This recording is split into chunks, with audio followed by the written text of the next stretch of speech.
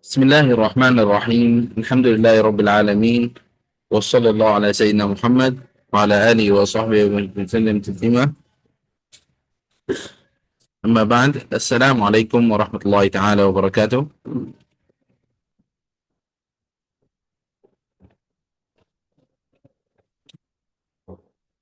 الحمد لله, syukur Nah, kepada syukur Allah kepada Subhanahu wa Allah Subhanahu wa taala yang mudahkan untuk kita untuk hadir pada majlis ini, majlis kebacaan untuk hadir pada majlis tadabbur Al-Quran Al-Karim dan untuk kita sama-sama menghayati Al-Quran Al-Karim, dan syukur kepada Allah Subhanahu wa taala pada hari ini, hari yang mulia yang penuh dengan berkat dan rahmat daripada Allah Subhanahu wa taala. Kita akan berterusan pada juzuk yang keempat. Alhamdulillah, juzuk 1, 2, 3, 4. Hari ini kita akan ambil. Masya Allah. Cepat sangat Ramadan jalan. Masa Ramadan cepat sangat jalan. Allah. Semoga Allah SWT selamatkan kita. Semoga Allah SWT terima ibadah kita. Semoga Allah SWT panjangkan umur kita sampai pada malam Lailatul Qadar. Amin. Ya Rabbal Alamin. Allahumma salli ala Sayyidina Muhammad wa ala alihi wa sahbihi wa barik wa sallam. InsyaAllah Ta'ala kita akan sambung pada juzuk keempat pada hari ini, insyaAllah. Juzuk yang keempat, juzuk Kullu Ta'am. Juzuk ini dinamakan Kullu Ta'am. Juzuk ini jumlah ayat yang ada di dalamnya adalah 131 ayat. Jumlah ayat yang ada pada juzuk ini 131.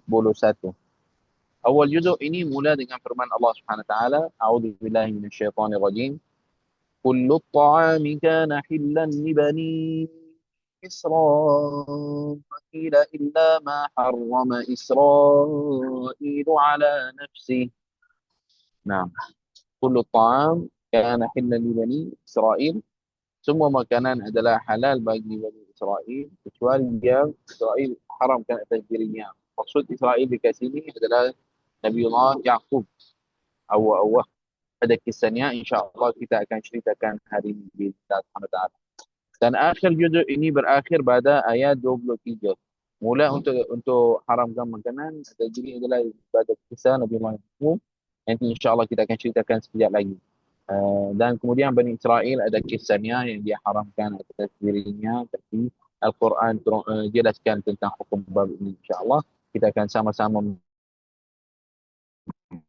menjadi.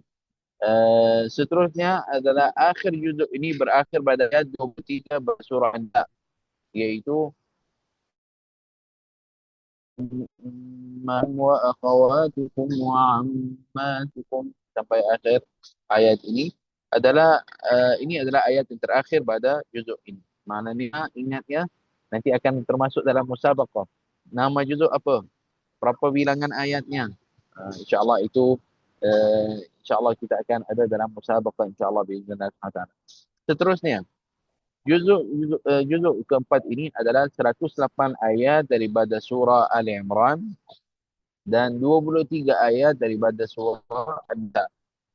Juzuk ini adalah terjatuh di antara dua surah. Surah Ali Imran yang baki pada surah Ali Imran, 108 ayat daripada surah Ali Imran, dan juga 23 ayat daripada surah An-Nisa.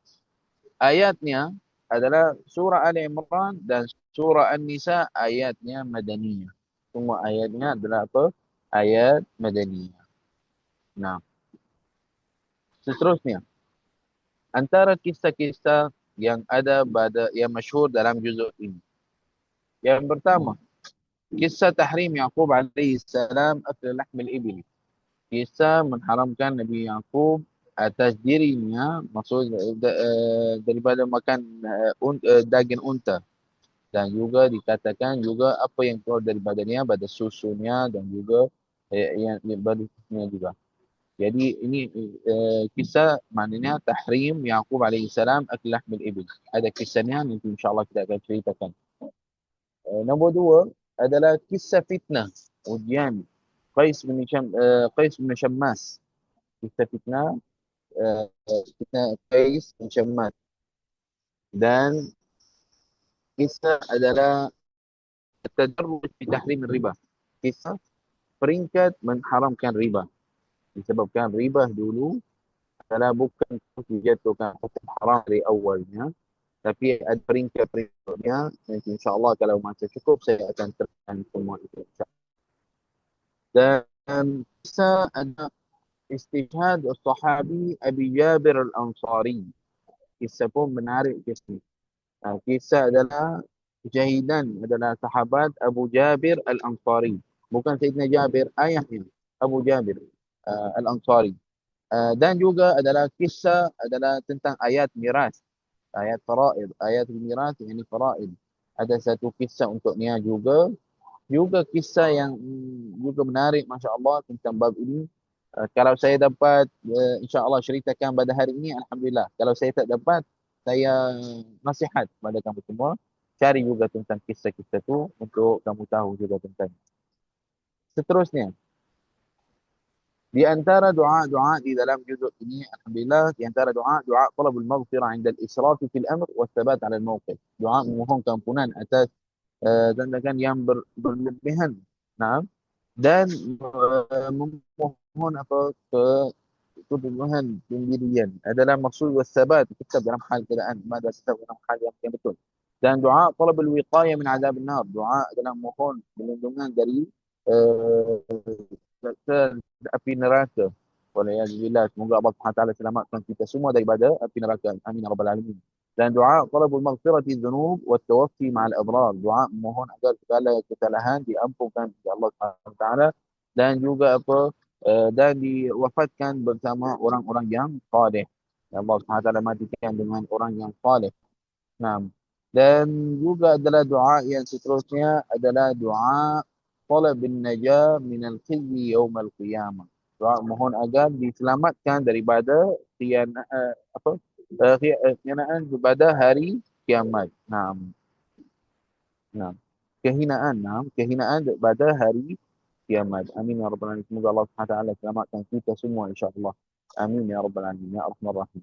Doa yang pertama yaitu ربنا اغفر لنا ذنوبنا وإسرافنا في أمرنا وثبت أقدامنا وانصرنا على القوم الكافرين.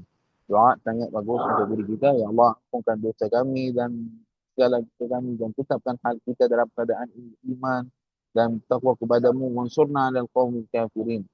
Doa ini adalah sangat bagus juga kita boleh amalkan. Cuba di antara kelebihan yang kita duduk ceritakan tentang doa-doa yang ada pada setiap juzuk, cuba kamu sendiri masing-masing tengoklah mana doa yang kamu rasa boleh bawa dalam solat. Diutamakan doa daripada Al-Quran daripada doa sendiri. Sebab kadang-kadang kita doa sendiri kita tak tahu mana yang baik untuk diri kita. Nah, jadi doa Al-Quran adalah di antara doa yang bagus juga. Seterusnya adalah doa talabul wiqayah min azab an-nar. Doa memohon perlindungan dari adalah api neraka. Iaitu doa ini Rabbana ma khalaqta hadza batila subhanaka faqina azab an-nar. Mungkin adalah di antara sebahagian doa itu yang ramai orang guna iaitu subhanaka faqina azab an-nar.